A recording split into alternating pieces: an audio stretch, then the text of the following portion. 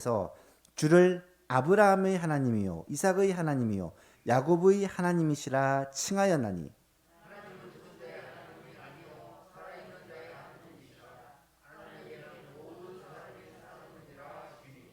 서기관 중 어떤 이들이 말하되 선생님 잘 말씀하셨나이다 하니 더 물을 수 없음이더라. 아멘. 오늘은 방금 읽은 말씀을 가지고 부활에 관한 논쟁이라는 제목으로 말씀을 나누고자 합니다. 예수님께서 예루살렘에 입성하시고 십자가를 지시기까지 공생의 마지막 한 주간을 보내고 있습니다. 공생의 마지막 한 주간에 무엇을 했느냐 하는 것을 누가복음을 보시면 순서대로 잘 알 수가 있는데요. 먼저 첫날 주일날 종료 주일이죠. 금요일날 십자가에 못 박히셨으니까 그 전 주일날 나귀를 타고 예루살렘 성에 입성하십니다. 아침에 나귀 새끼를 타고 예루살렘 성에 승리 입성을 하시는 장면이 나타나고 있고요. 월요일에는 다음 날에는 성전을 깨끗하게 하는 사건이 일어나게 되고요. 또 무화과 나무를 조조하는 사건이 나타나게 됩니다. 화요일에는 여러 논쟁들이 진행이 되는데 대제사장들과 서기관들과의 논쟁, 또 마태복음에 보니까 바리새인들과의 논쟁, 또 오늘 본문에 보니까 사두개인들과의 논쟁에 이어서 마지막 날 환난 날에 일어날 일들에 대한 예수님의 가르침이 계속되고 있습니다.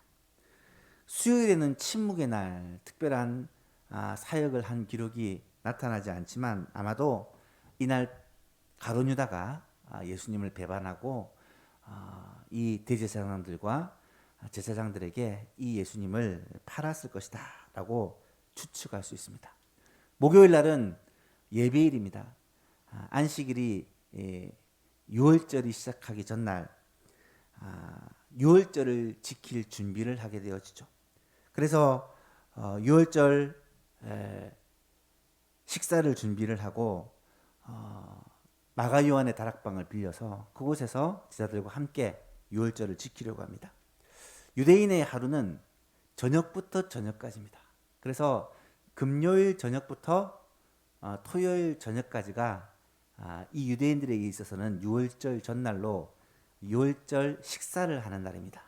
그래서 목요일 날 저녁이죠. 목요일 날 저녁부터 금요일 저녁까지 하루이기 때문에 그 하루의 첫 시간 목요일 날 해 지고 난 후에 6월절 식사를 하게 됩니다. 그것이 우리가 잘 아는 최후의 만찬이죠.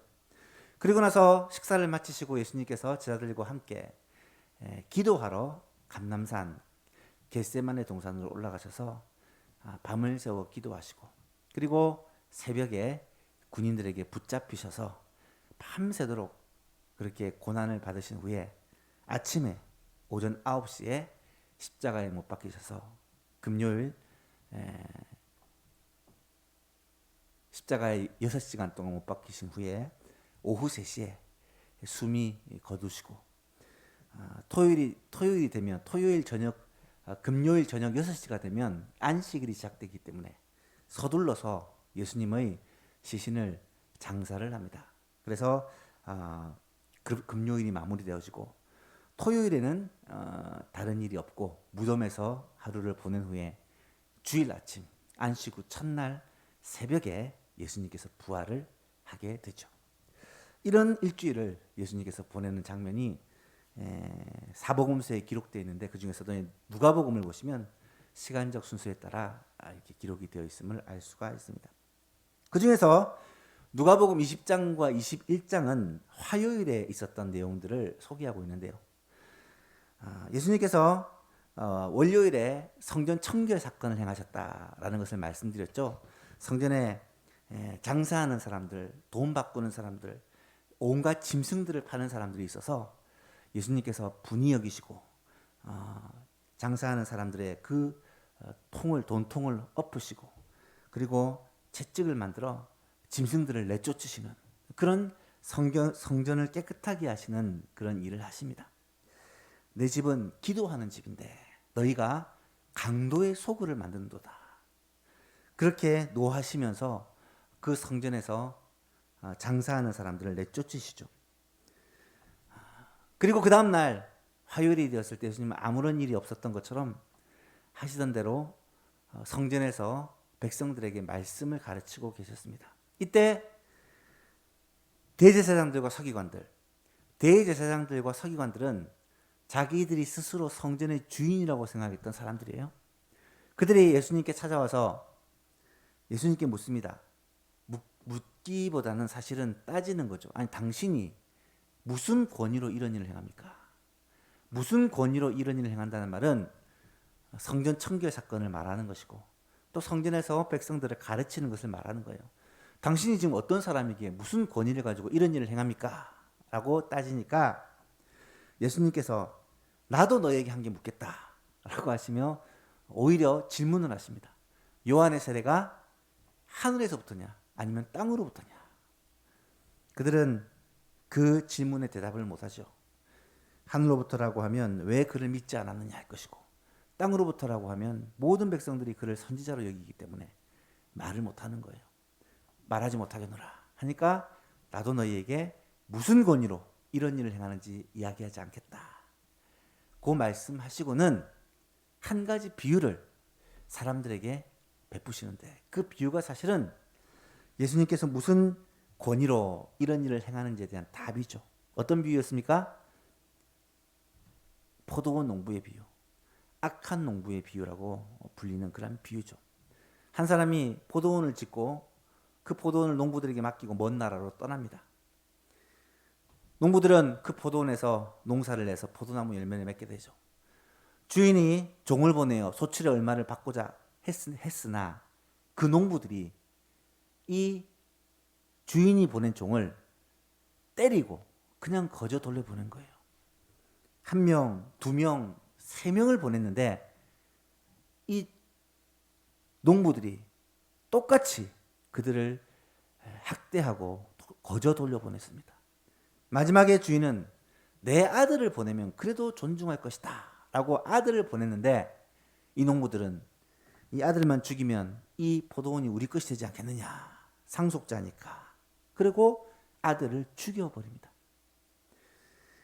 이 비유를 말씀하실 때 그 비유를 듣고 있던 대제사장들과 서기관들은 여기서 이 악한 농부는 바로 우리를 가리키는 것이구나 라는 걸 깨닫게 돼요. 그것을 깨달으면 하나님 앞에 회개하고 예수님을 영접해야 할 것인데 그들은 오히려 이를 부득부득 가면서 반드시 예수님을 죽이겠다 그렇게 결심을 하게 되죠. 그리고 어떻게 예수님을 잡을까 고민하는데 예수님은 많은 사람들로부터 선지자로 그렇게 추앙을 받고 있었기 때문에 함부로 그들이 잡을 수가 없는 거예요.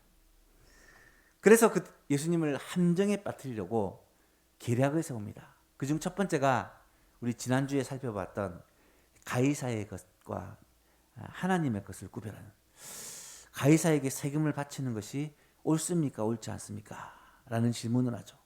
이에 대해 예수님은 그들이 생각지 못한 지혜로운 대답을 합니다. 데나리온 하나를 내게 가져오라. 그리고 누구의 형상과 누구의 글이 있느냐? 가이사의 것입니다. 가이사의 것은 가이사에게, 하나님의 것은 하나님께 바치라 라고 말씀을 합니다.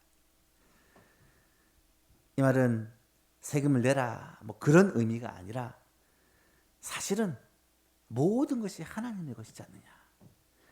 하지만 이 땅을 살아가는 동안 우리가 해야 될 의무들을 감당하고 우리가 해야 될 일들을 감당하지만 모든 것의 소유와 주관자가 하나님이시라는 걸 잊어버리면 안 된다라는 내용이 바로 그 말씀이었다는 것이죠. 예수님의 이 대답에 대해서 대제사장과 서기관들이 반박할 말이 없습니다. 26절 말씀을 보니까 그들이 백성 앞에서 그의 말을 능히 책잡지 못하고 그의 대답을 놀랍게 여겨 침묵하니라. 이제 물러나나 싶었는데 이들이 이번에는 두 번째 특공대를 보냅니다. 그 사람들이 누구냐면 사두개인들이에요. 오늘 본문에 보니까 이 사두개인들을 또 보내어 예수님이 대답하기 곤란한 질문을 하게 합니다. 27절에 보십시오. 부활이 없다고 주장하는 사두개인 중 어떤 이들이 와서 예수님께 물어 이르되. 여기서 사두개인들이란 어떤 사람들일까? 사두개파라고, 이 바리새파와 사두개파는 오랜 이 숙적입니다. 서로 유대 종파 가운데 쌍벽을 이루는 대표적인 종파로서 두 파가 많이 달라요. 사두개파는, 이 사두개인이라는 이 표현이 사독의 후예라는 말이에요. 사독의 후예. 사독은 다윗 시대에 대제사장으로 세움을 받은 사람입니다. 그래서 사독의 후예들이 대대손손 제사장으로 세워질 것이다 라고 하나님의 약속을 받은 자들입니다.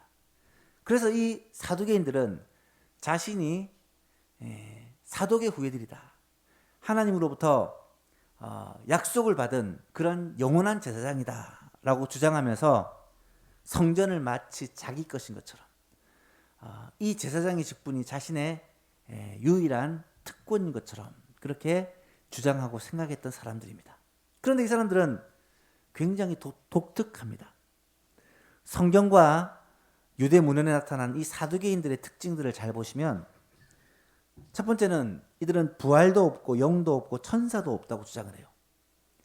바울 사도가 신문을 받을 때 사두개인들과 바리새인들의 이 대결 구도를 이용해서 위기를 넘어가는 장면이 사도행전 23장에 나타나는데요.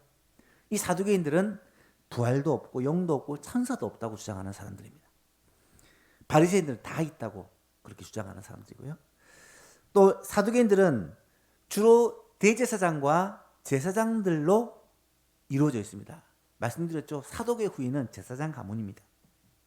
이들은 유대의 귀족층이었고 또 사내들인 공회의 사실 실권자들이었습니다. 사내들인 공회에는 대제사장이 의장이고 백성의 대표 70명으로 이루어진 그러한 유대 최고의 의결기구이자 또 권력 집단이었는데, 이 사내들인 공회가 70명 더하기 대제사장에서 71명이에요. 이 중에 대제사장과 제사장이 다수를 차지했을 뿐만 아니라 굉장히 힘을 가지고 있는 사람들이었다는 것이죠. 또한 이들은 지혜의 제자라고 스스로 부를 정도로 공부도 많이 하고 공부를 많이 한 만큼 학식도 지혜도 가지고 있던 사람들이었습니다. 또한 이들은 성전을 중심으로 엄청난 특권을 누린 사람들이었고, 앞에서 말씀드렸죠. 이 성전에서 장사하는 사람들과 짐승을 파는 것을 이들이 관할하면서 많은 그들로부터 세금을 거두어서 부를 축적한 사람들이기도 했습니다. 성전을 통해 돈벌이를 했다는 거죠. 또한 이들의 가장 큰 특징은 극히 현실주의자였습니다. 아주 현실주의자였습니다. 무슨 말이냐면 눈에 보이는 것 아닌 것은 믿을 수 없다는 거예요. 내세도 안 믿습니다. 죽은 후에 세상에 있다는 것도 믿지 않습니다. 오직 보이는 세계, 현실만을 그들은 믿습니다. 천사와 같은 영적 존재도 믿지 않습니다. 눈에 안 보이니까. 그리고 영혼 불멸도 믿지 않습니다. 사람의 영혼은 죽는 순간 영혼도 함께 사라진다라고 그들은 생각을 했습니다. 심지어 하나님의 섭리도 거부했으며 모든 일들은 인간의 노력으로 이루어진다. 아주 현실적이고 세상적인 그런 종교 지도자입니다. 여러분, 이해가 안 되시죠? 어떻게 하나님을 믿고 보이지 않는 하나님을 섬기는 그들이 이렇게 현실주의인지 알 수 있나? 그런데 사두개인들은 철저히 현실주의. 이 바리새인들은 이상주의적인 면이 강해서 항상 두 파가 부딪히게 됩니다. 이 사람들은 모든 소망을 이 땅에 두고 살아가는 자입니다. 그들에게 중요한 건 현실입니다. 현실에서 복을 받고 잘되고 부를 누리고 사는 것이 그들의 목표예요. 여러분, 오늘날 그리스도인들 가운데 어쩌면 이런 사두개인들의 사상을 따르는 사람들이 적지 않아 있을 것 같아요. 한번 생각해 보세요.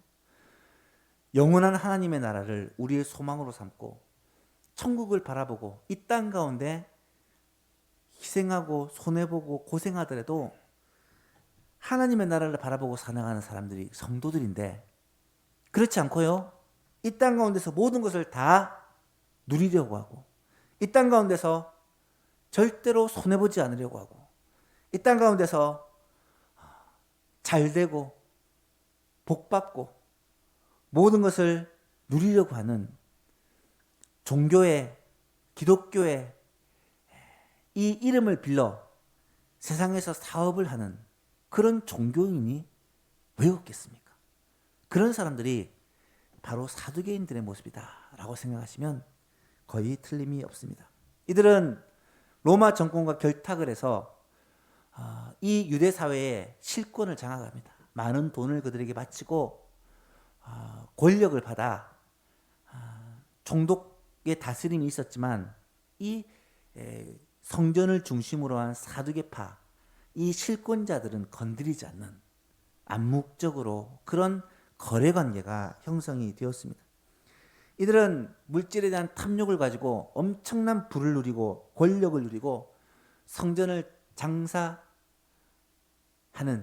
그런 돈벌이 수단으로 만들고 사내들인 공예를 장악해서 사실은 유대 사회의 가장 핵심 권력층으로, 귀족층으로 살아갔던 사람들입니다.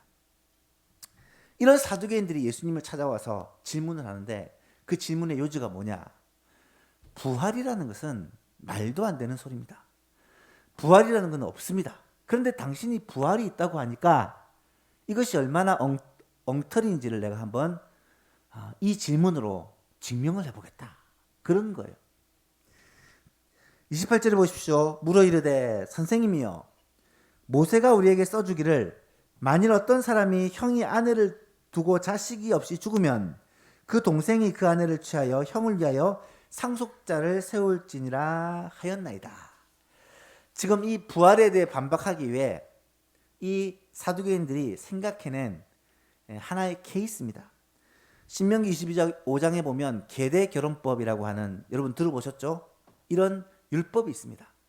형제 중에 한 마지가 장가를 갔는데 자녀가 없이 남자가 죽습니다. 그러면 동생이 아직 장가를 안 갔다면 이 형수를 아내로 삼아서 자녀를 낳고 그 자녀를 형의 이름, 장자의 이름으로 이어갑니다. 그래서 가문을 이어가는 방법이죠. 성경에 나오는 이 계대 결혼법을 들이대면서 만약에 이런 율법에 의해서 부활이 있다면, 만약에 다시 사는 것이 있다면 모순이 생기지 않습니까? 라는 것을 이야기하려 온 것입니다. 실제로 구약시대에는 이런 계대결혼법에 대한 그런 내용들이 종종 등장을 합니다. 대표적인 것이 유다, 이스라엘, 야곱의 아들이었던 유다죠. 유다에게는 3명의 아들이 있었습니다. 엘과 오난과 셀라가 있었는데 엘이 장가를 갑니다. 다말이라는 여자를 아내로 삼습니다. 그런데 엘이 죽어요. 자녀가 없이. 그래서 유다는 그 아들이었던 둘째였던 오난을 다말과 결혼을 시키는데 이 오난도 하나님 앞에 범죄함으로 말미암아 죽습니다. 이제는 막내 셀라를 이제 이 며느리였던 다말에게 주어야 되는데 두 아들이 죽고 나니까 주는 것이 무서운 거예요. 그래서 유다가 셀라가 아직 어리다라는 핑계로 주지 않고 그렇게 세월을 보냅니다. 그러다가 우리가 잘 아는 이 유다가 며느리를 통해 베레스와 세라를 낳게 되는 기가 막힌 일을 겪지 않게 됩니까? 이런 계대 결혼법은 유대인들은, 유다 사람들은 하나님의 율법임을 당연히 지켜야 되는 걸 생각을 했는데 이 계대 결혼법이 만약에 부활이 있다면 치명적인 문제가 된다는 거예요.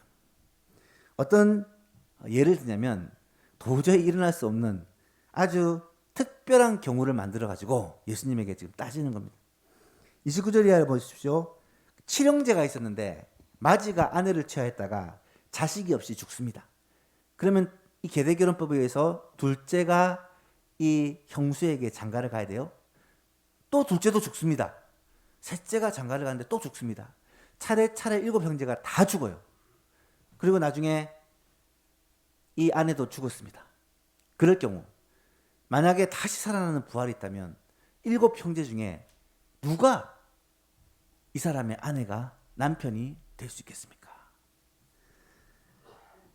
만약에 죽은 자의 부활이 있다면 이럴 경우 어떻게 이 문제를 해결해야 되겠습니까? 라는 어떻게 보면 참 엉뚱한 질문을 하고 있습니다.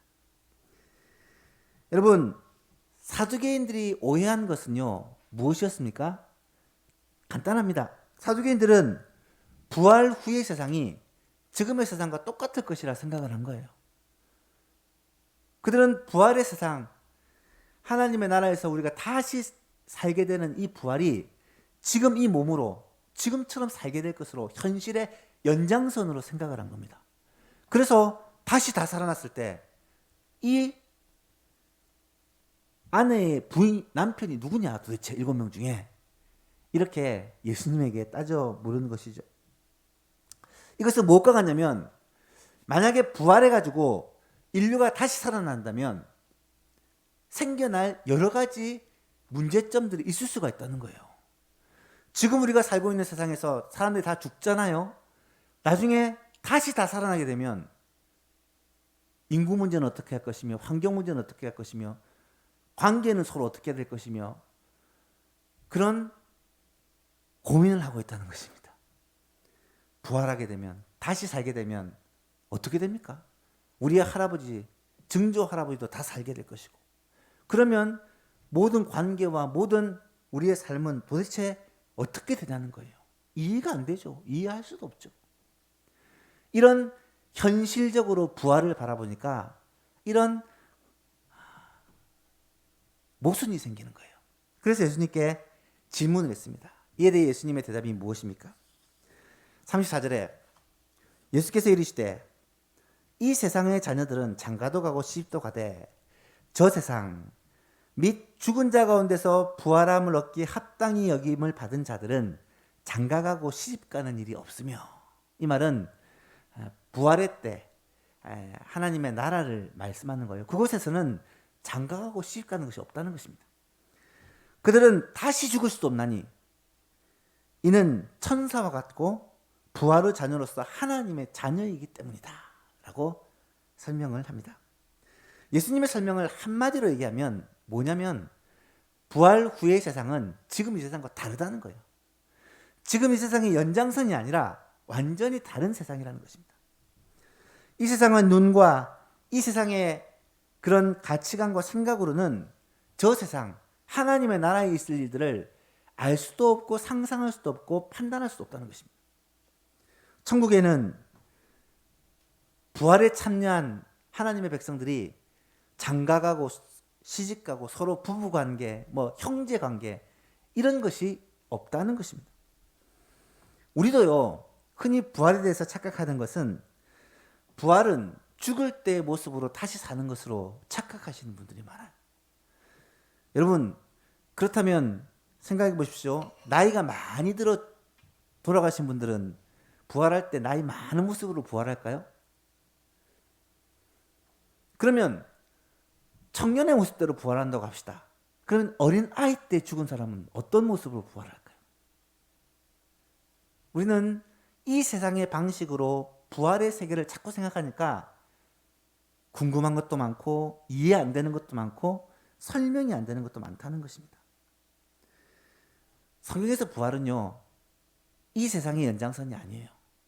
성경은 부활을 새로운 창조, 우리의 육신의 몸이 완전히 죽고 새로운 모습으로 태어나는 재창조의 개념으로 설명을 하는 것입니다.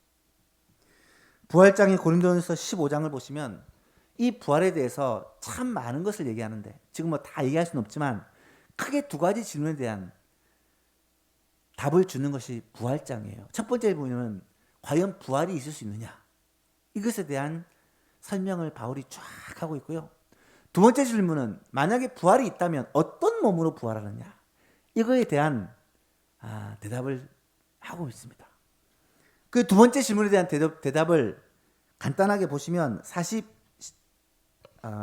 고린도서 15장 42절 이하에 죽은 자의 부활도 그와 같으니 썩을 것으로 심고 썩지 아니할 것으로 다시 살아나며 욕된 것으로 심고 영광스러운 것으로 다시 살아나며 약한 것으로 심고 강한 것으로 다시 살아나며 육의 몸으로 심고 신령한 몸으로 다시 살아나느니 육의 몸이 있은즉 또 영의 몸도 있느니라. 기록된 바 첫사람 아담은 생령이 되었다 함과 같이 마지막 아담은 살려주는 영이 되었나니 그러나 먼저는 신령한 사람이 아니요 육의 사람이요 그 다음에 신령한 사람이라. 47절 이하에 보니까 첫 사람은 땅에서 났으니 흙에 속한 자이거니와 둘째 사람은 부활의 몸은 하늘로부터 나셨느니라. 무릇 흙에 속한 자들은 저 흙에 속한 자와 같고 무릇 하늘에 속한 자들은 저 하늘에 속한 자와 같으니 우리가 흙에 속한 자의 형상을 입은 것 같이 또 하늘에 속한 이의 형상을 입으리라.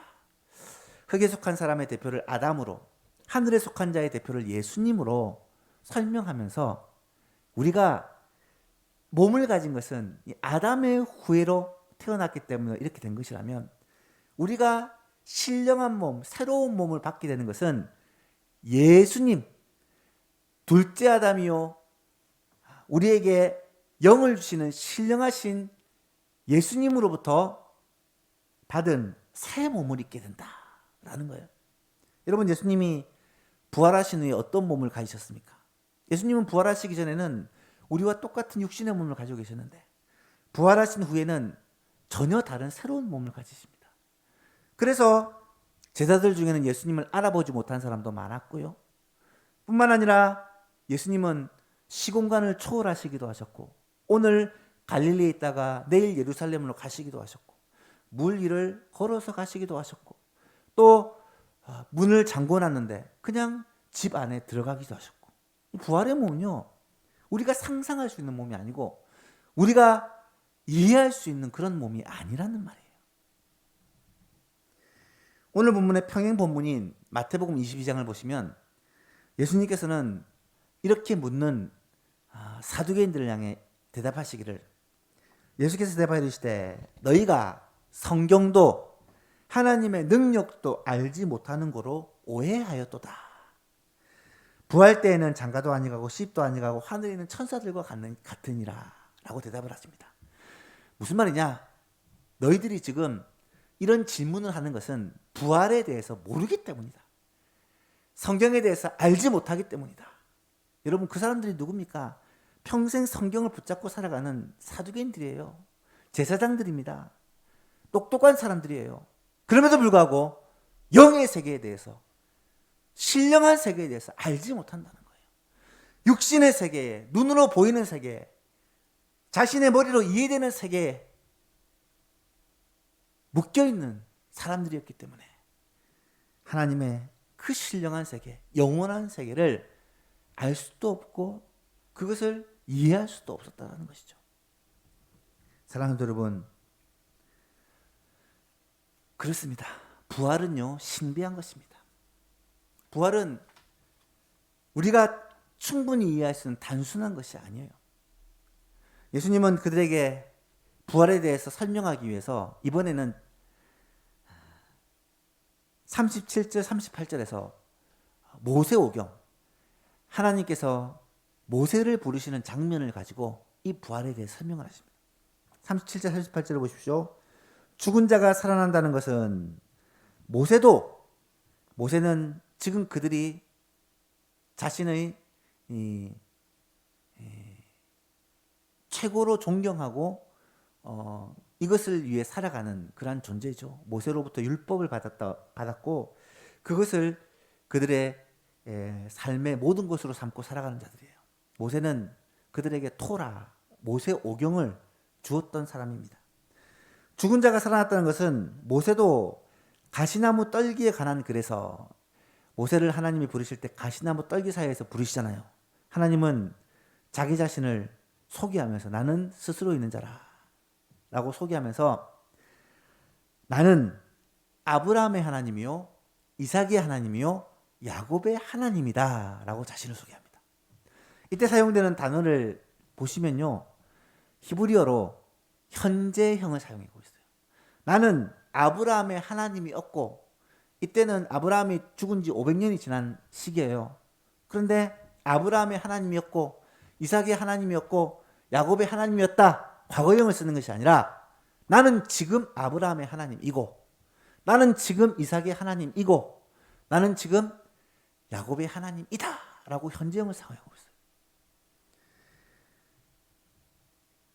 그래서 이 말씀을 예수님이 인용하시면서 하나님은 죽은 자의 하나님이 아니라 살아있는 자의 하나님이시라.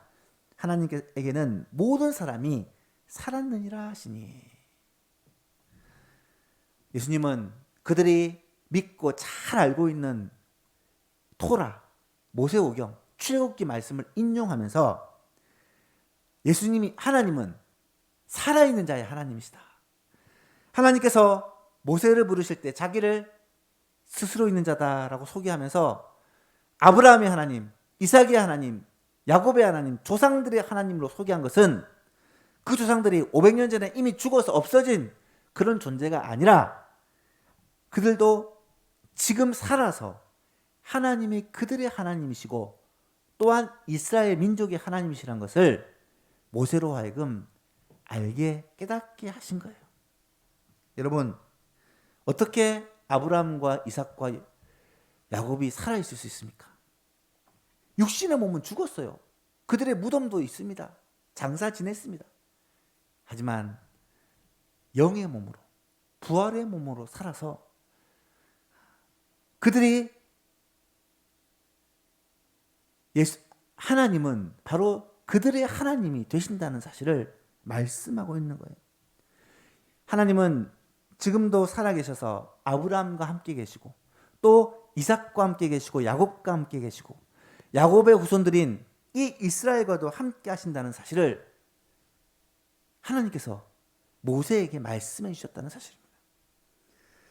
여러분, 하나님은 살아계신 하나님이세요. 그리고 하나님 안에 있는, 예수 그리스도 안에 있는 자들은 영원토록 살아있는 자들입니다. 예수님이 나사로의 죽음의 현장에 가셔서 하셨던 말을 여러분 기억하실 것입니다.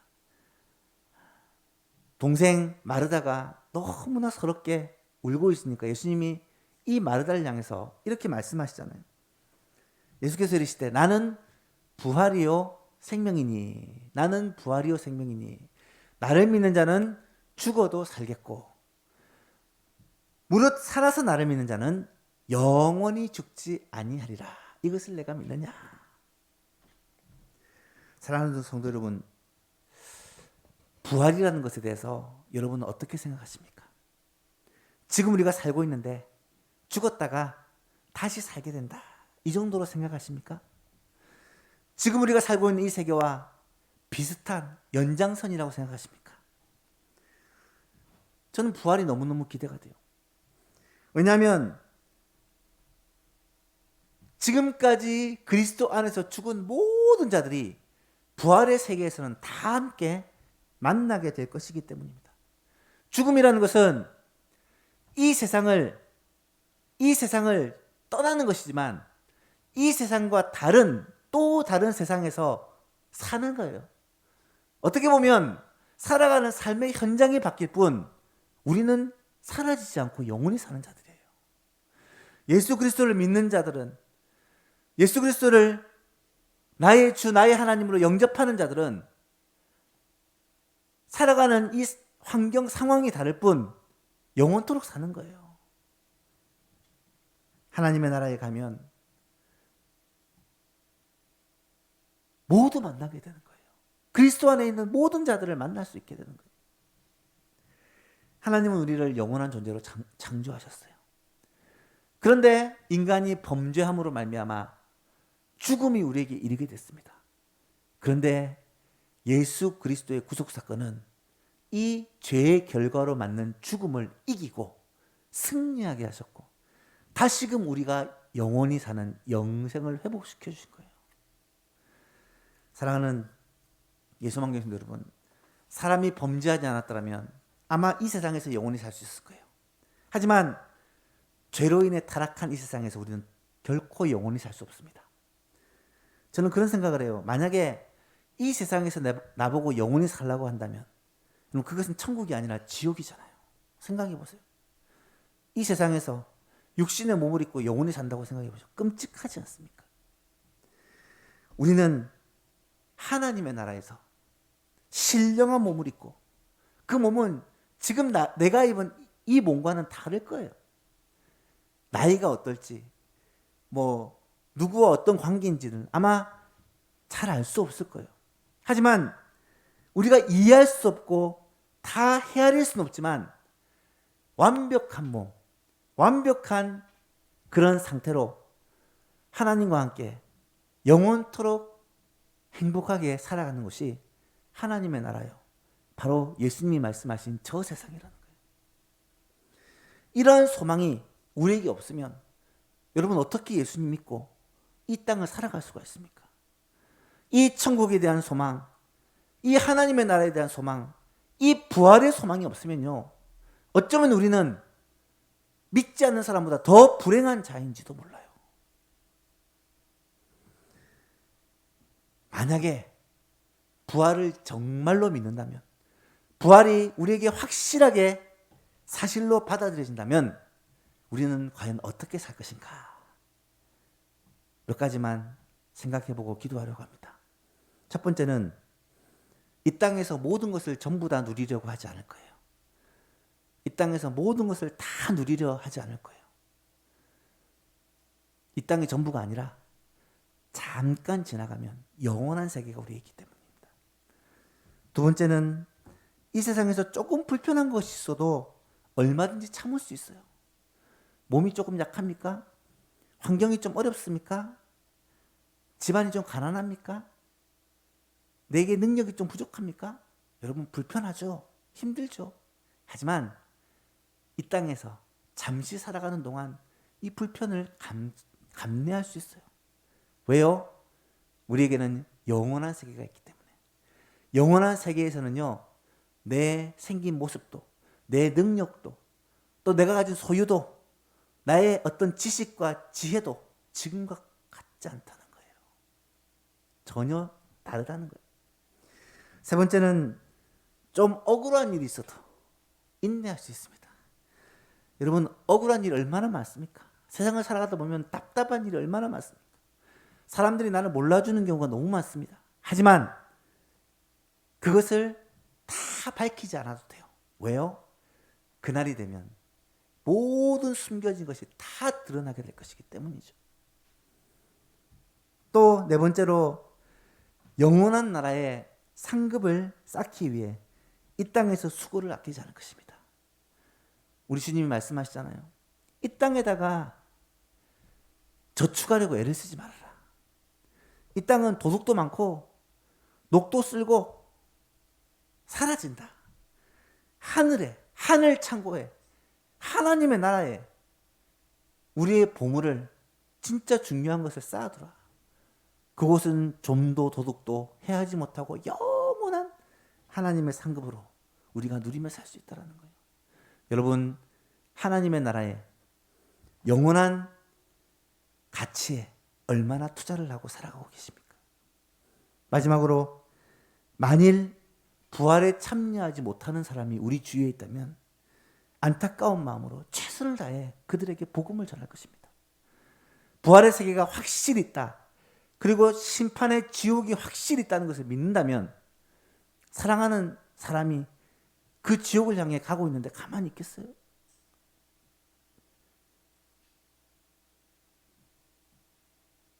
아마 최선을 다해 구원하려고 몸부림을 칠 것입니다. 사랑하는 여러분, 부활을 믿으십니까? 부활이 있다는 사실을 확실히 믿으십니까? 지금 우리가 살고 있는 이 세상이 전부가 아니라는 것을 확신하십니까?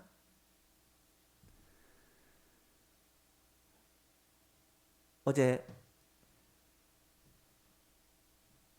신방을 다녀오는데 요양병원에 갔어요. 갔더니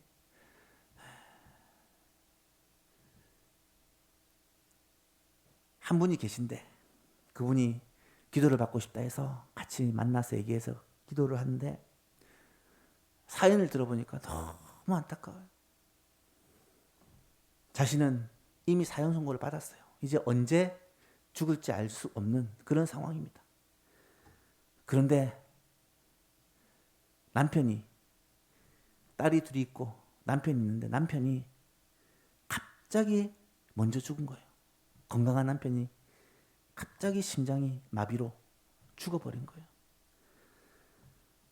자기는 이제 예수님을 믿고 주님을 의지하게 되었는데 남편과 딸들은 아직 예수님을 알지 못하고 살고 있다가 갑자기 사고로 심장마비로 남편이 죽은 거예요. 장례식을 마치고 막 어제 돌아왔다더라고요. 만나서 얘기를 듣는데 기가 막힌 거예요. 기가 막힌 거예요. 사랑하는 성도 여러분, 이 땅은 잠깐이요. 그 후는 영원한데요. 중요한 사실은 이 땅에서 예수님을 믿지 않으면 그 영원한 세계가 영원한 지옥으로 바뀐다는 거예요. 이 땅을 살아가는 이 몇십 년 시간 동안, 아니 어떤 사람에게는 더 짧을 수도 있잖아요. 이 땅을 살아가면서 예수님을 붙들지 않고 의지하지 않으면 아무도 하나님의 나라에 들어갈 수 없다는 거예요. 무슨 말로 위로를 할 수 있겠어요? 사랑하는 여러분, 잠시 잠깐이에요. 이 땅은요. 영혼에 비하면 점과 같은 짧은 시간입니다. 이 땅 가운데 우리가 조금 더 잘 살고 조금 더 성공하고 조금 더 많은 것을 누리기 위해서 그렇게 발버둥 몸부림을 치잖아요. 그런데 영원한 것을 바라보고 그것을 위해서 얼마나 투자를 하고 멸망을 향해 달려가는 사람들을 위해 우리가 복음 전하기 위해 얼마나 애를 쓰고 있는지를 한번 돌아봐야 될 것입니다. 정말로 부활이 있고 그 부활을 확신한다면 이렇게 살 수 없어요. 지금처럼 그렇게 살 수 없어요.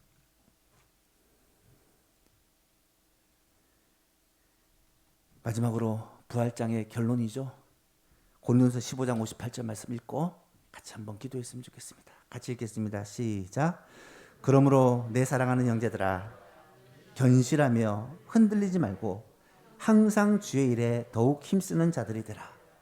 이는 너희 수고가 주 안에서 헛되지 않은 줄을 알미라.